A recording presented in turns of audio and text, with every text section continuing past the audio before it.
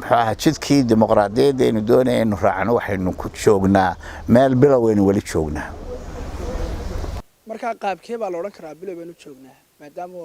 doorashada isku sidkan isku waqti la qabtay hadilmay maxaa ahaa ma aha hadilmay 15 sanadood kolka kaliya qabato wax badan baa ka dhiman waa in la joogteeyaa doorashooyinkan waa in hadilmay aqalka hadilmay guurtida uu doorasho noqda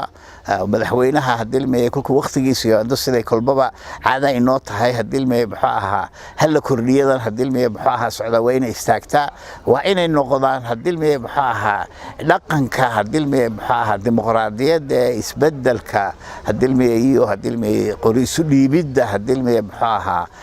hawlaha wadanka hadilmay maamulkiisa khaasatan hadilmay dhinaca baarlamaanka dhinaca madaxtooyada intaba hadilmay in hadilmay maxaa ahaa ay noqotaa wax joogtaysan oo waqtigooda dhaafin oo la wada ogsoon yahay kolka hadilmay maxaa ahaa laakiin say imika sida ogsoon tahay wali waxaynu ku jiraa hadilmay maxaa ahaa kordhin iyo hadilmay maxaa ahaa may wali mayno hadilmay inoomay dhamaan hadilmay dhaqankii dimuqraadiyaddu wali hadilmay halkay ka joogaan dawladaha hore u maray maynu gaarin halkeen ku soconaana waa halkaas waxaan ila tahay hadilmay halka loo baahan yahay in wax laga qabto waxa weeyaan waa ururada waa axsaabta siyaasiga ah dhaqankooda siyaasadeed ma aha dhaqan dimuqraadiya ma aha kolka waxa loo baahan yahay in kol labaad lagu noqdo oo dhaqanka hadilmay maxaa axsaabtu uu noqdo dhaqan siyaasiyeed dhismihiisu noqdo dhismo dimuqraadiya uu noqdo kolkaas aynu hadilmay dimuqraadiyad hadilmay hagaagsan heli doona Professor Ismaaciil Hurde qorshuhu waxa uu yahay in 10 sanaba hal mar la furo axsaabta siyaasadda ma kula tahay in axsaabta hadda siyaasadda ay jira qaar kood la waayi kara hadii la furo ururada siyaasadda waa dhici kartaa in hadilmay maxaa la waayi kara qaar kood waa dhici kartaa inay qaar soo noqdaan laakiin se joogtaynta hadilmay maxaa ahaa dawladda siyaasiga ah hadii la yiraahdo 10 sanadood hadilmay maxaa ahaa waxa la furaya hadilmay ururada la furaya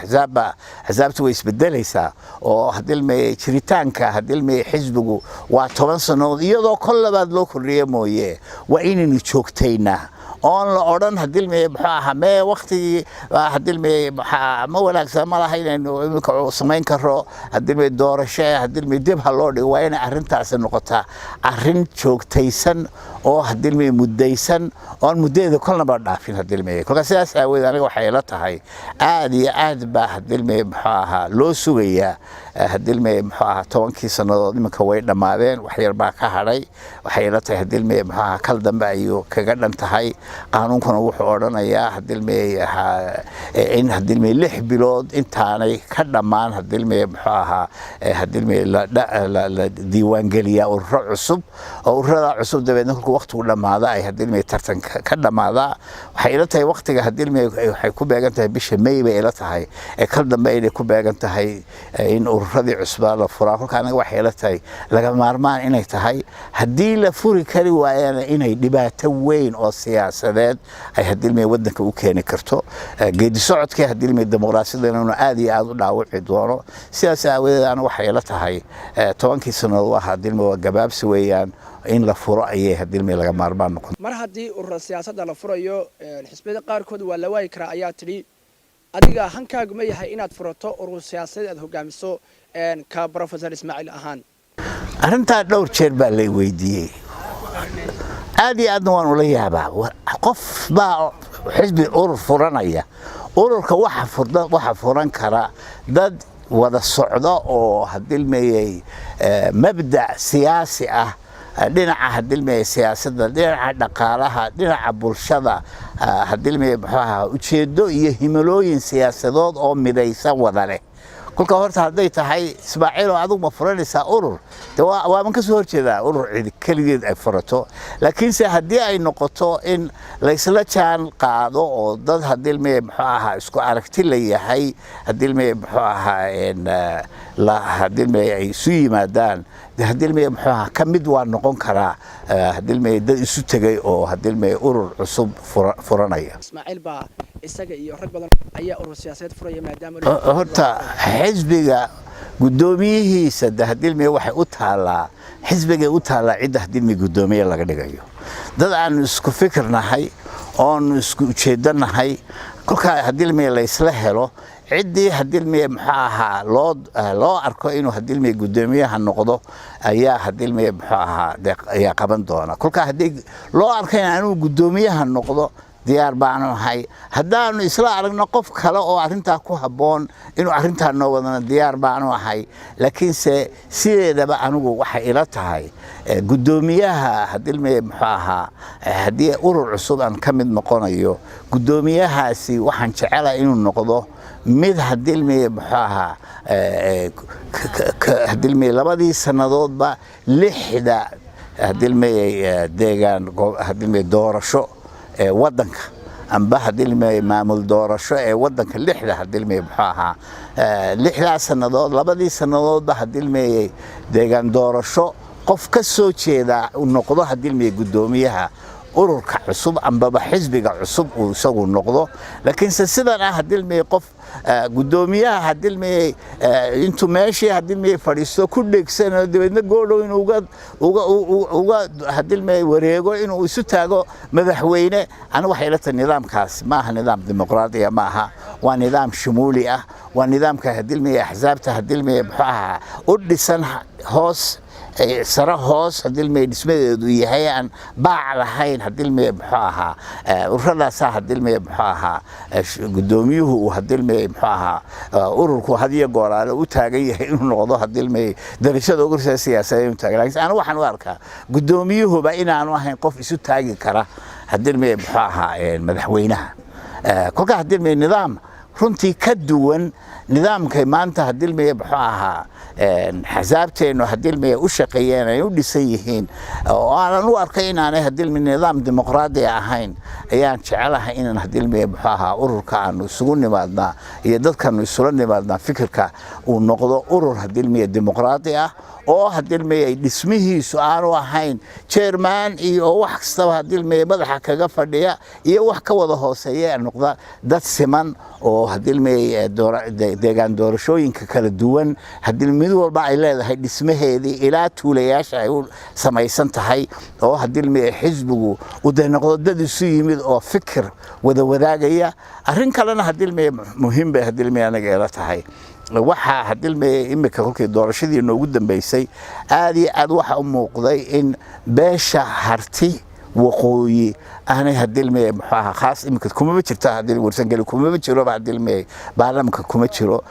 hadilmay dhulbahantana hadilmay inta ka soo gashay iyo dhulbahanta baaxad leeyahay wax isla ma aha kolka hadilmay maxaa anigu arinta hadilmay maxaa urur amba hadilmay xisbiga aan jeclaan lahayn inaan ka mid noqdo mid loo wada dhan yahay oo hadilmay muxuu ahaa khaasatan hadilmay xagga sanaag iyo xagga sool iyo xagga awdal saddexdaba hadilmay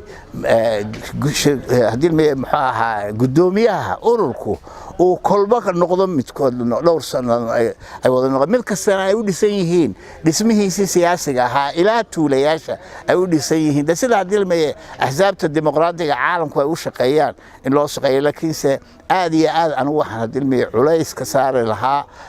hadilmay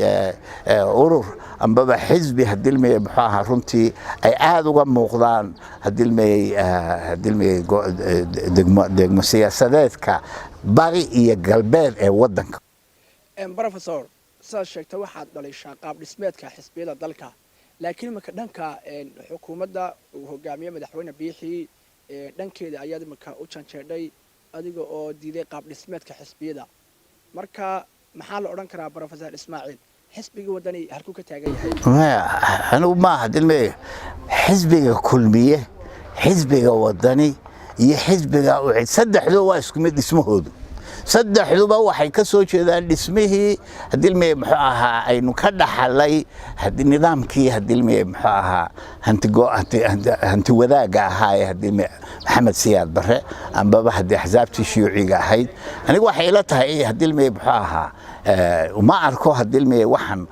hadilmay kulmiye kuma arko wax ka duwan oo hadilmay muxuu ahaa dimuqraadiyadii iyo wada lahaanshaha hadilmay muxuu ahaa siyaasadda hadilmay ka muuqdo ka muuqdo oo aan ka hadilmay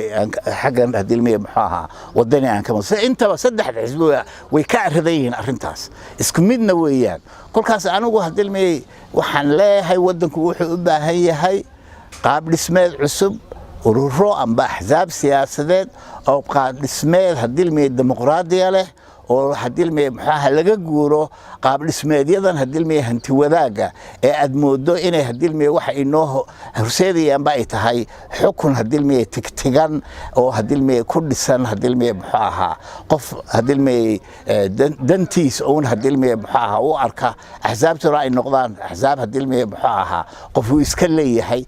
waa isku mid axzaabta saddexda xisbiba kulka hadilmay maxaa waxaan hadilmay maxaa gaar ahaan u arko oo kulmiye kaga wanaagsan yahay hadilmay maxaa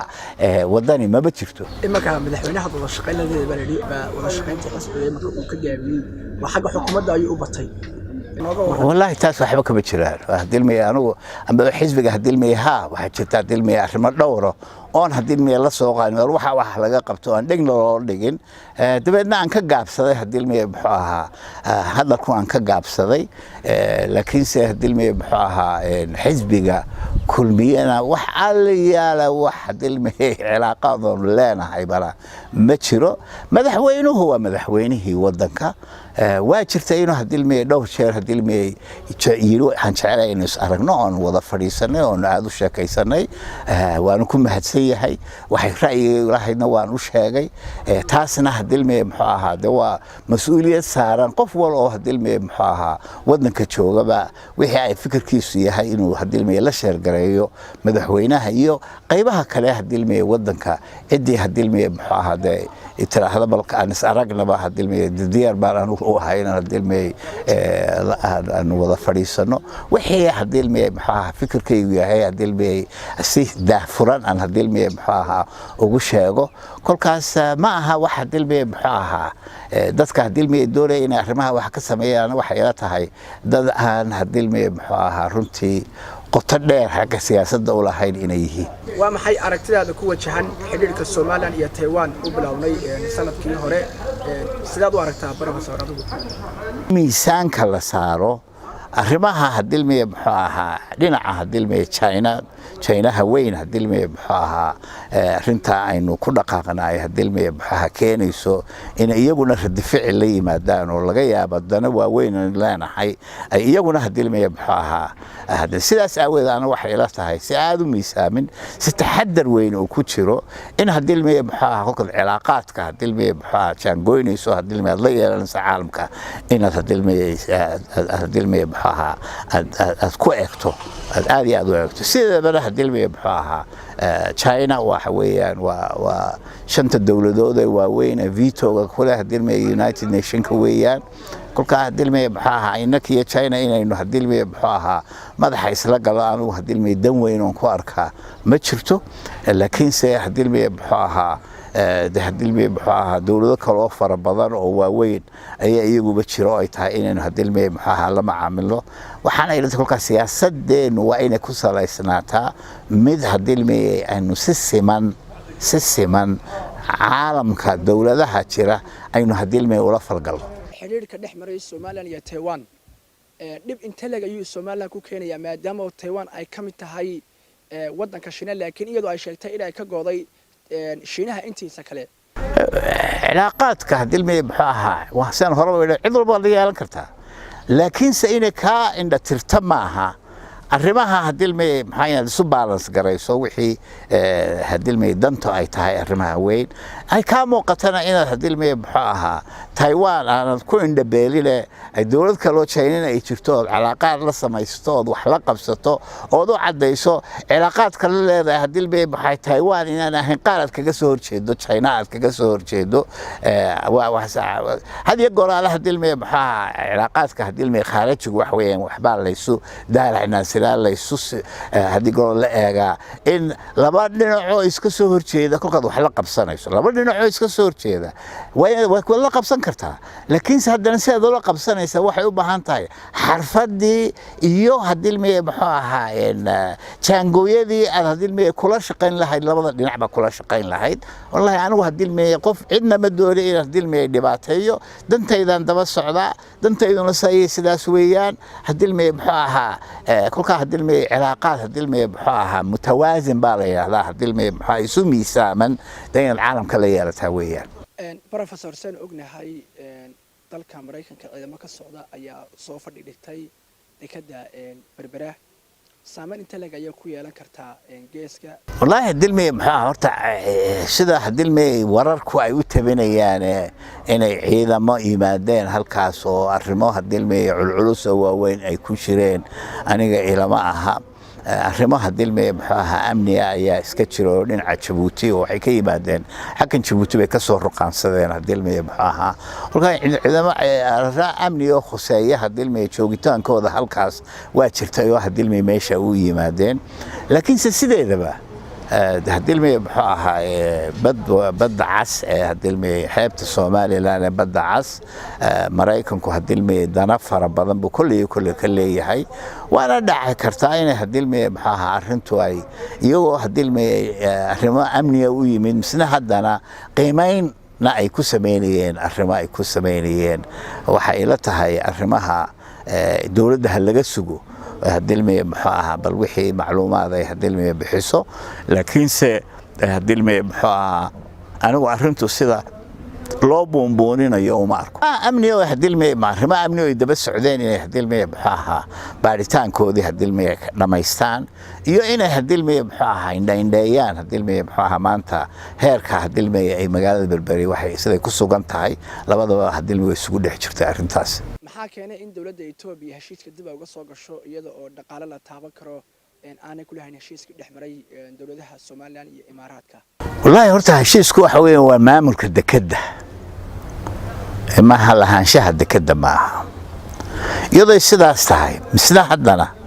maamulka dekada anigu waxaan ka mid ahay dadka aaminsan inaynu haddii muxuu ahaa maamulka lahaanshihiisa inagu aynu 51 yeelano afar iyo haddii 49 cid kale loo qaybiyo laakiin waxaad moodaa inaka imika ina xaqii haddii muxuu ahaa cidaan meesha lahayn laynugu haddii muxuu ahaa oo qaanada aynu ku jiraa waxa weeyaan inakii Itoobiyaanka isku leh 49 haddii DP Worldna waxay leedahay 51 arrimahaas haddii muxuu ahaa saddex furaana haddii weyn ognahay oo umay dhicin anigu waxaan filayaa haddii dawladdan maanta jirta iyo baarlamankan cusub kulli arrimaha in la bilaabi doono in daahfur loo sameeyo in arrimahan sida u yimaadeen haddii la eego arinta berberi waa arin haddii muxuu ahaa runtii DP World shaqo wanaagsan bay qabatay waxay gaarsiisay haddii muxuu ahaa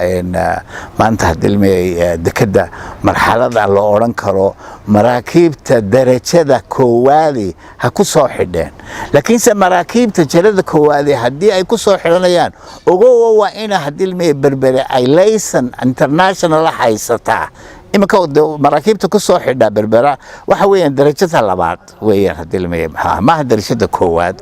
imika waxa dhacda maraakiibta darajada koowaad ee badda cas socda ee aad haddii muxuu ahaa berbera haddii Yurub ka yimaadeen berbera haddii alaab ku socota ay jiraan waxay dhigaan jidday dhigaan deedna markab kale ayaa ka soo qaado jiddo inoo keena dekadu imika haddii la dhisay mustawaha haddii la dhisay taaganta waxa weeyaan maraakiibtii waaweyneed jidda haddii muxuu ahaa dhigi jirtay inay imika haddii muxuu berbera yimaadaan ay dhigaan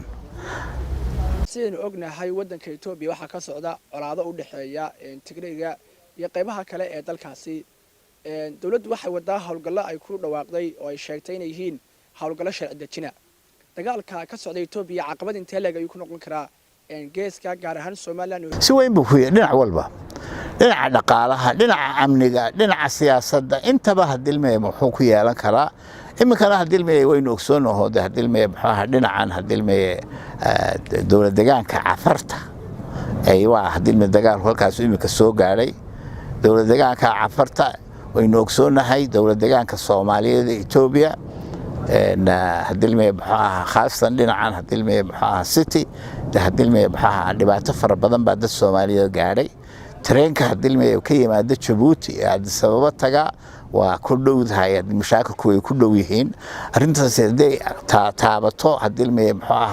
dhibaatadaas ay taabato Djibouti waxaan hubaa dadka Soomaalida ee Djibouti ku nool iyo Soomaaliduba inay hadilmi mowqif hadilmi midaysan ay ka wada qaadan doonaan kolka arintu hadilmi ma jeceliina ku talax taga arrimaha qaarkood waqtigan waa in halkiisana wax la waa in la socda dana waaweyn baa kaga xidhan ummadda Soomaaliyeed guud ahaan dana waaweyn baa kaga xidhan Somaliland dana waaweyn baa kaga xidhan Djibouti dana waaweyn baa kaga xidhan hadilmi dawlad deegaanada hadilmi qowmiyadaha kale ee jaarkeena maxaa sabab u ah inuu istaago wada hadalkii u dhaxeeyay Somaliland iyo Soomaaliya mowqifka maanta ay Soomaaliya ku jirto hadilmi iyadii baa hadilmi madaxa iskula jirto cid kale ila hadli kartaaba horta ma jiro waana hadilmi ayaan daro sida hadilmi siyaasadda maanta ka taagan hadilmi Soomaaliya hadilmi doorasho la kari la yahay in la qabto maalinba hadilmi arinta culus ee ballaaran ee Soomaaliya ka dhacdayna waxa weeyaan hadilmi dawlad goboleedyada la hadilmi maanta aad moodo inay hadilmi 5 dawlad goboleed oo koonfuri inay mid walba u dhaqmayso sidii dawlad tahay tabeedna 5 dawladood oo Soomaali ah waxaad moodaa inay hadilmi Soomaaliya ka kaaftantay shantii Soomaaliyeed awal aynu ka hadli jiray shanta Soomaaliyeed la oran jiray isu geeyo waxaad moodaa iminka 5 dawladood ee koonfureed inay qaadeen iminka koonfur oo haysata in Soomaali ka maqan bayna jirin madaxana way isku la jirtaa kolka iyadoo isaas tahay waa adag tahay in hadilmi Somaliland iyo Soomaaliya ay wada hadlaan xaggan Somaliland ku dhigeeda hadilmi doorashooyin baa hadilmi socday laakiin aniga waxa ila tahay in hadilmi imika arinta marbaraynu ka hadlaynay oo hadilmi maraakiibta waaweyn darajada koowaad ah ay u baahan yihiin shahaadad wadanku inuu sovereign entity uu yahay international community ay saa aqoonsan tahay ayay soo galbeedkaas ay soo galaan hadilmi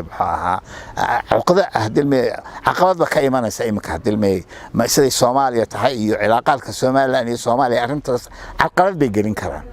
marka aniga waxa ila tahay hadilmi si degdega kolkay hadilmi arintan uga dhamaato koonfurta in hadilmi dhinaca Soomaaliland iyo Soomaaliya aadi hadilmi loo wada fadhiisto arinta hadilmi sovereignty-ga waxa weeyaan sovereignty-gu deegaan siyaasadeed sharciyeysan oo caalamku sharciyada ogol yahay Soomaaliland waa deegaan siyaasadeed laakiin sharcigi waxa ka maqan waayo kolkii ay ikhtisaarka qaadatay iyadoo deegaan siyaasadeed sharciyeysan ah ayay ku biirsay koonfur oo deegaan siyaasadeed sharciyeysan ah labadii baa sharciyadoodii dabadna isku xidhmeen markaan waxa soo jeedin lahayd in degdeg loo bilaabo wada hadalkii imika madaxa la isku la jira kolka caalamku hadilmi ka fikirayo berbera shahaadada la siinayo ambaba airspace keena dawladaha maraya shahaadada ay waxay amarkay ku marayaan iyo cidda wax ka qaadanayaan arrimahaasi waxay ku xidhan tahay caalamku sidoo hadilmi oo dawlad dhisan yahay caalamkuna wuxuu ka dhisan yahay deegaan siyaasadeed sharciyeysan dawladdu waxa weeyaan waa deegaan siyaasadeed sharciyeysan kolkaynu isticmaalka hadilmiyna haysan waxaynu deegaan siyaasadeed sharciyeysan ku ahayn dawladdii isticmaalkeena haysatay kolkaynu istiqaalkii qaadanayna waxaynu noqonay dawlad siyaasadeed sharciyeysan oo sharciyad caalami oo United Nationska ay ka haysato ayaynu hadilmi ahayn kolka arintan imika hadilmi Soomaaliya sida siyaasadeedu u murugsan tahay waxay hadilmi hor taagan tahay arrimo badan oo dhaqaalaha kobcin lahaa oo Soomaaliland anu saas aawadeed in arinta ugu horeysa la abaaraan uu soo jeedin lahaa hadilmay muxuu ahaa sharciyadii caalamiga ahayd ee aynu wada lahayn sidii si degdega amba la wada haashii loogu noqon lahaa amba si wanaagsan hadilmay sharciyeen dawladeed labada dhinacba hadilmay taagan la soo noqon lahaa arintaasina ma imanayso iyadoo dhinac kaliya uu yiraahdo aniga saas yeelay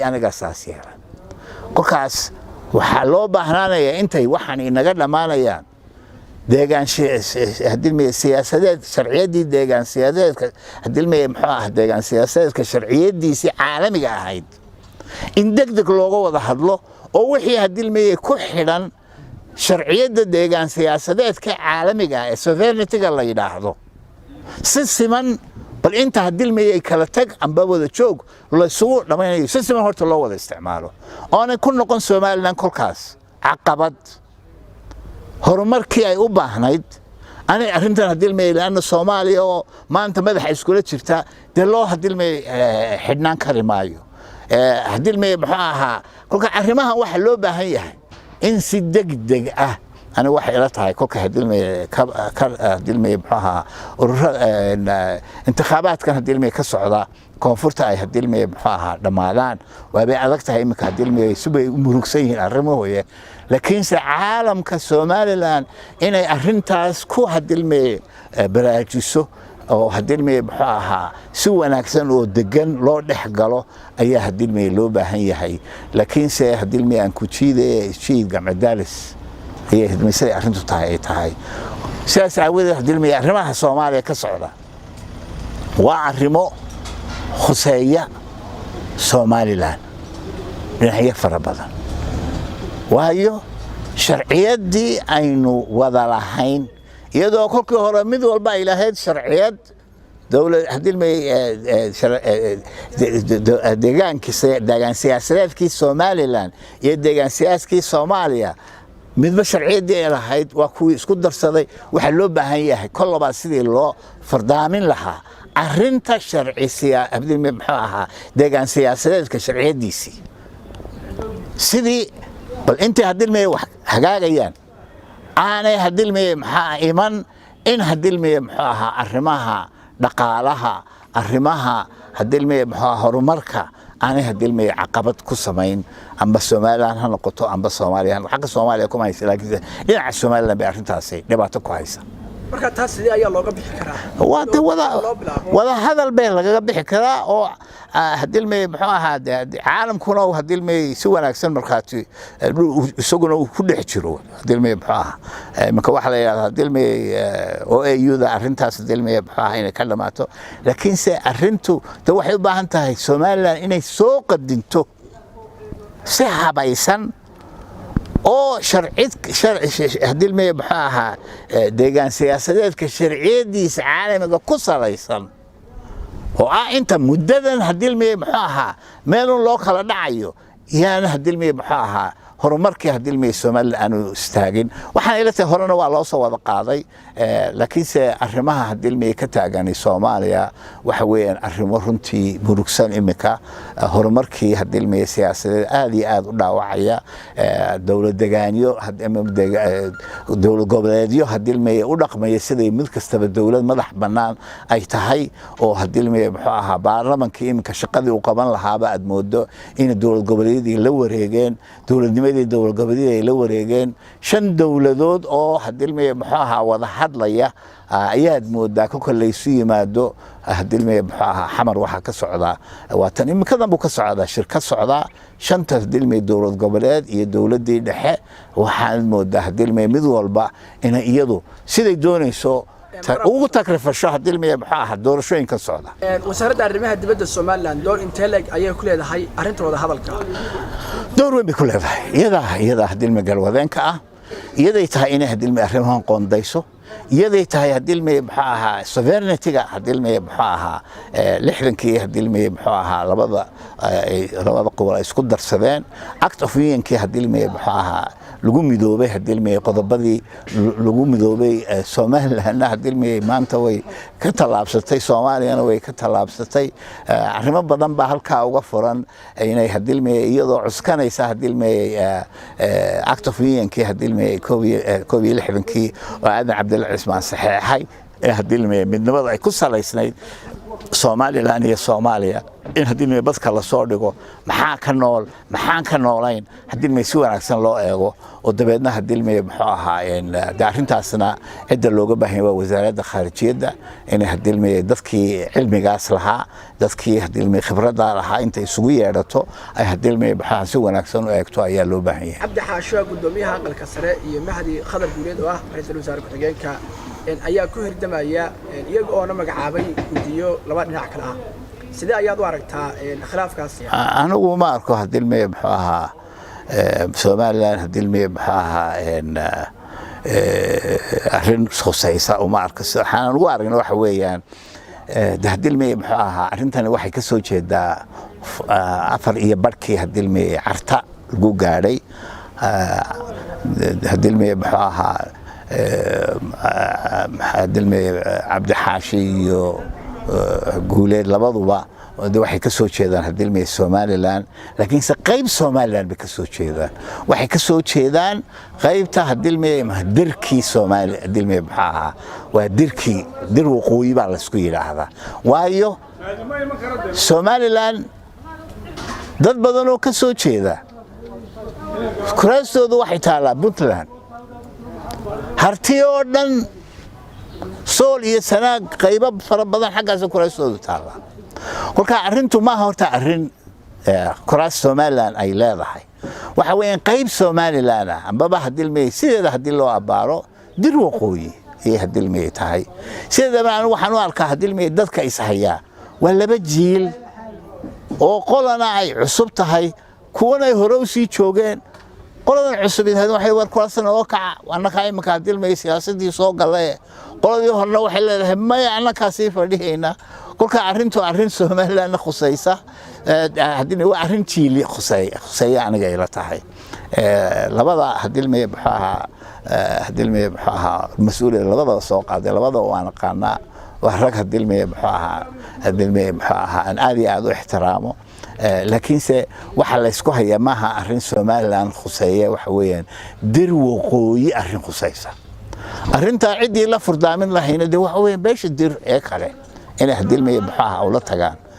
kolkaas hadilmay maxaa hadii la doonayo kuraasta Soomaaliland sideeda in loo abaaro kuraasta dir waqooyi iyo hadilmay maxaa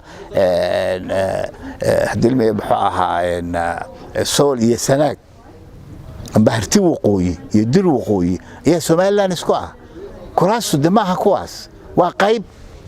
kolka arrinta hadilmay maxaa sideedana magaca loo bixiyana waa khalad hadilmay waxa la isku hayaana